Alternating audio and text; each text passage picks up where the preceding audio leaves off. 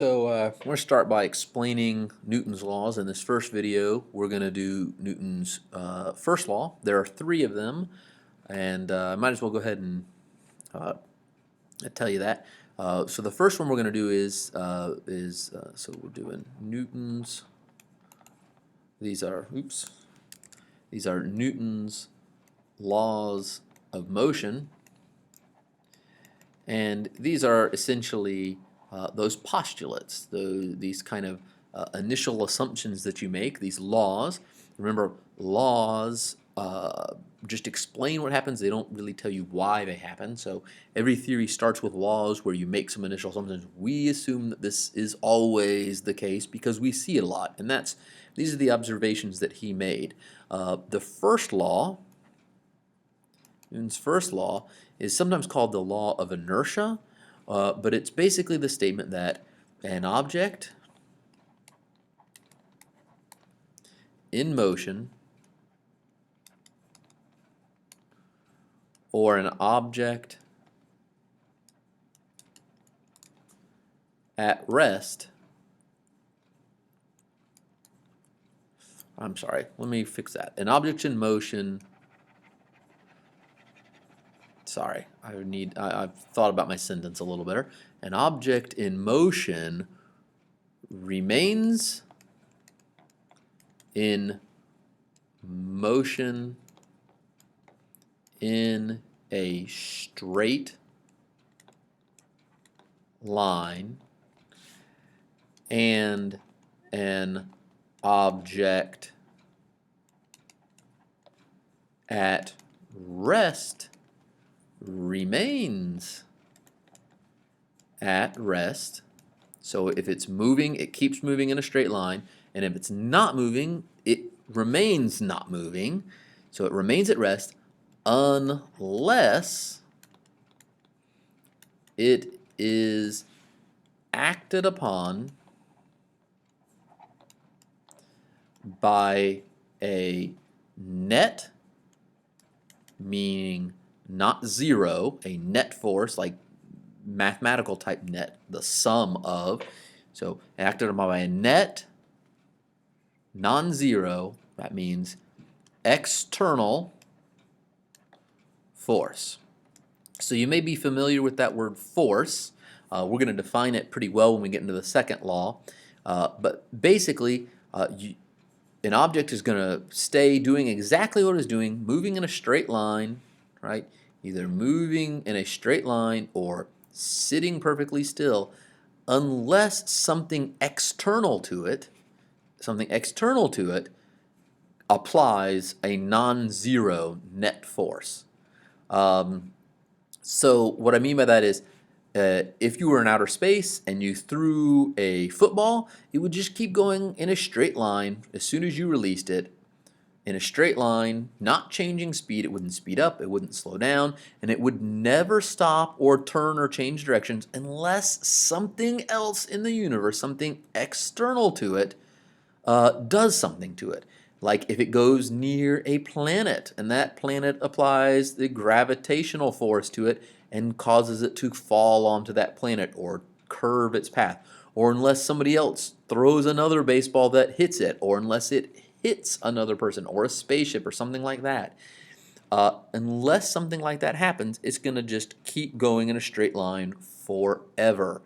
It cannot change its own motion. Okay, and conversely, it has to be non-zero.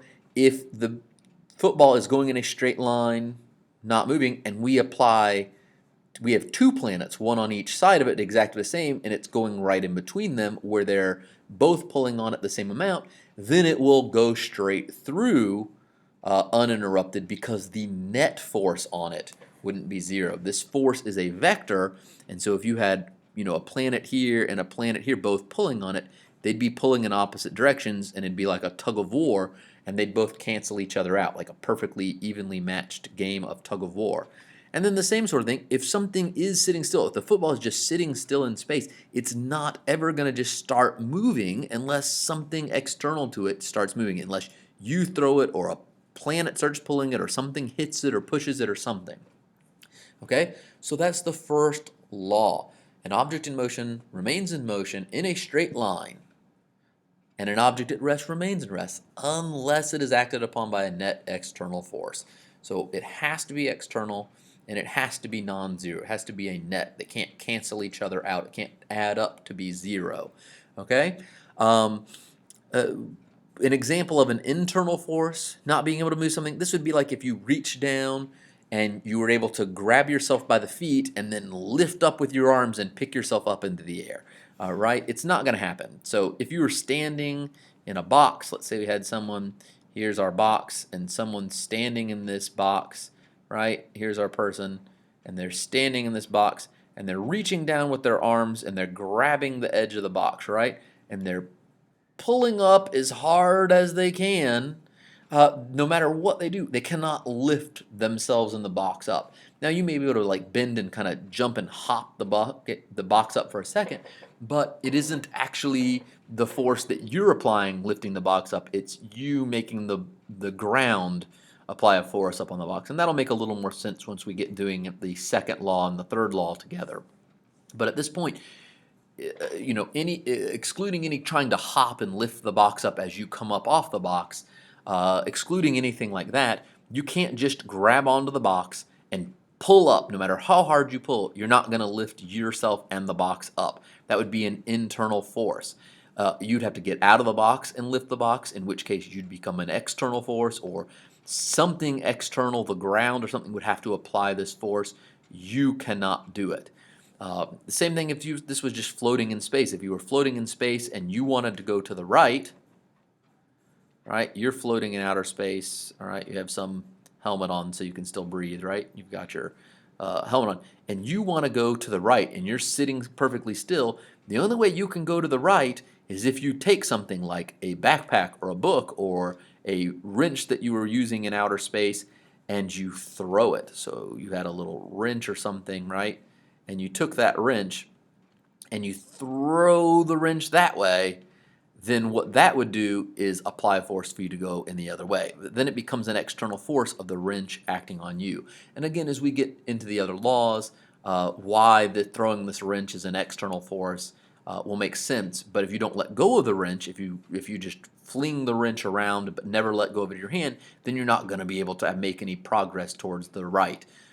So like if say your spaceship was over here and you needed to get to it and you lost your tether, you would have to throw something the opposite way to go this way. And if you've ever seen the movie Interstellar, there's that scene near the end when he says the only way humans have ever figured out of getting from one place to another is to leave something behind. That's what they mean. In order to get from here over to the right, he's got to leave his wrench or leave something behind, push something the other way. And they were making a little joke about this very thing. This law is also known as the law of inertia. And inertia is basically, it's a property of a material that tells you it's the property of a material to follow the first law. It's a property of an object to obey the first law. In other words, obey the first law. So what inertia is basically a measurement of how much an object obeys this law, kind of thing. Well, they all obey this law 100%, but basically inertia is the tendency of an object in motion to remain in motion in a straight line, and the tendency of an object that's at rest to remain at rest unless acted upon by an external force. And the way you measure this inertia, the measurement for it is actually mass. Mass is the measurement of inertia. And that's why I said that thing, it's the amount that it follows the first law. What I mean by that is the more mass you have, the more mass an object has, the more it wants to either remain at rest or remain at its current motion in a straight line. So for example, is it easier to stop a dump truck traveling at 15 miles per hour or a tennis ball traveling at 15 miles per hour, right? A big old dump truck with all its giant mass would be, traveling at 15 miles per hour is a lot harder to stop or turn or get to move than a ping pong ball would be. A little ping pong ball traveling at 15 miles per hour, from our human perspective, is pretty easy. It would be easy to stop. It wouldn't hurt. You could probably catch it with your hand. It'd be easy to get it to turn. It'd be easy to get it to speed up. Whereas the dump truck has to have a huge engine and big giant brakes on its tires and all kinds of stuff in order to stop it. And then something like a little sports car, some sort of little sports car, right? Excuse my horrible drawings, but a little sports car is going to be somewhere in between there. It's a lot easier to move than the dump truck, but it's not as easy as the tennis ball. And when you're making a race car, do you make it really heavy with a lot of mass, or do you make it light with less mass so that you can go faster and you can go around corners better and everything like that? You make it lighter if you can, so that you can turn corners more easily, and it's easier to speed up and change your car's speed. So you try to keep race cars, you try to keep their mass down so that they have less inertia, and it's easier to change their motion. It's easier to make them turn. It's easier to speed them up and slow them down and get them moving when they were at rest, or stop them when you need to. All right? So that's pretty much everything for the first law that I can think of to kind of go over. Read through it, of course, in your book, and make sure you fully understand it and all its implications. All right?